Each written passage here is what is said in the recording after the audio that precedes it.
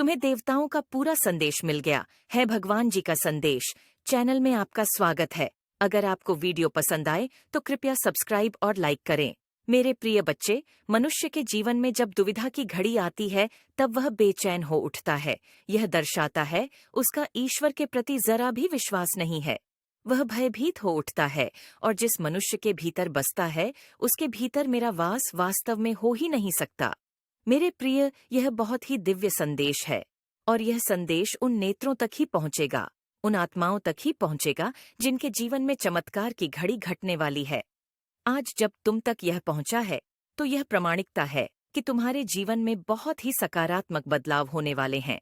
कुछ ऐसा घटने वाला है जो तुम्हारी सोच से, तुम्हारी कल्पना से अत्यंत परे है। प्रकृति के वातावरण का लाभ लेते हुए अब तुम अपने जीवन को बेहतर दिशा में लेकर जाने वाले हो। अब समय हो चला है जब तुम्हारे जीवन की रूपरेखा को बदल दिया जाए। तुमने काफी प्रतीक्षा कर ली है, बहुत परीक्षा भी दी है, जो अब तक तुम्हें पूरी तरह से घेरे हुई थी। और ऐसा होना अत्यंत आवश्यक है क्योंकि यह प्रकृति संतुलन के नियम पर चलती है।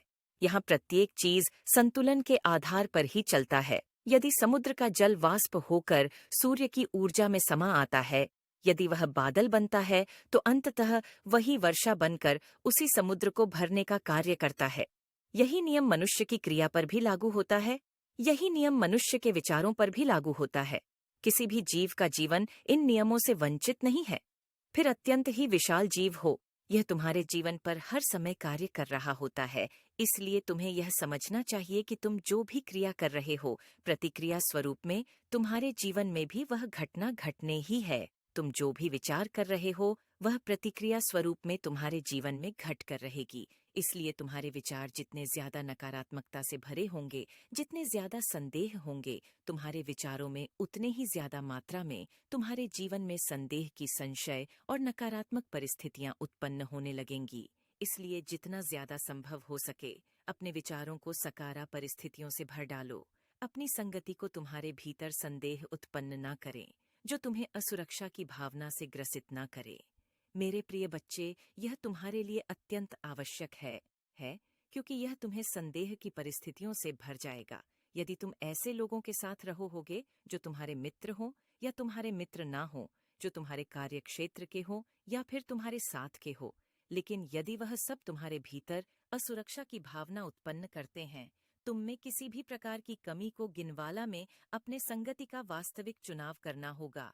तुम चाहकर भी अपने जीवन में बदलाव नहीं कर पाओगे, अन्यथा कोई देवदूत चाहकर भी तुम्हारे जीवन में बदलाव कर सकने में सक्षम नहीं हो पाएगा।